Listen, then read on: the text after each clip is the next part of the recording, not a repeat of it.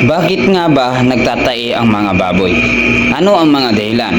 Una, maling pagkain o nutrition. Pangalawa, sakit o infection. Pangatlo, stress.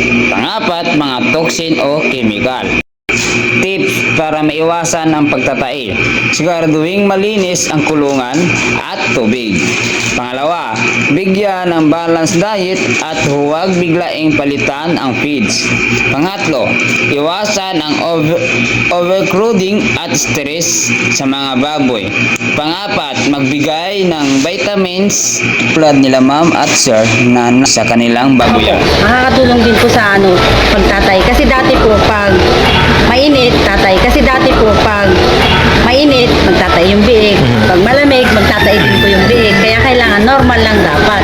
Kahit pag lumasa, magtatay pa rin. Pag natalsikan mo ng tubig, magtatay pa rin. Ganun. Ngayon po, parang less po. Saka ngayon, less po kami sa mortality. Maganda dahil pagka spare tubig, hindi na sino sakit. Pero nga, meron konti-konti siya kubo, hindi nawawala yung mga ganun. Pero hindi siya yung nagtatay.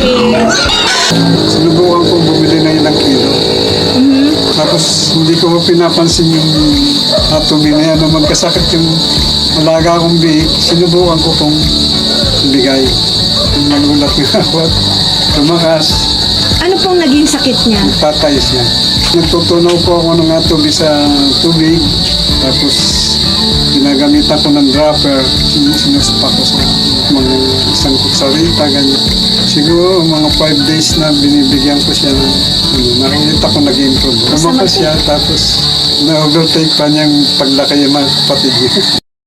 Kung kayo ay nakaranas ng ganito, problema nyo sa pagtatay ng alaga nyong baboy, ang gawin nyo, sundin nyo yung minigay ng veterinaryo, tapos gamitan nyo din ng atubi, kalimitan ilalagay dyan per kilo. Kung sa piglets, nagtatay yan, bigyan nyo ng 2 kutsarang atubi per kilo ng feeds. Kapag sa sickling yung dumididi pa siya sa inahin nyo, ilagyan nyo ng atubi, 2 kutsarang atubi per kilo ng fish doon pakain sa inahin, sa inahin papunta sa gatas, makukuha na ng biik yan yung nagdididi. Sa walay naman, ganun din. 2 kutsarang atubi per kilo ng feeds para mabilis ang effectivity ng gamot na binigay ng doktor at saka makuha niya agad ang sustansya galing sa pagkain at i-plus ang ibang bakterya kasi yung atubi naka-plus po yan ng bakterya at marami pa tong magagawa. At yun lang, at maraming salamat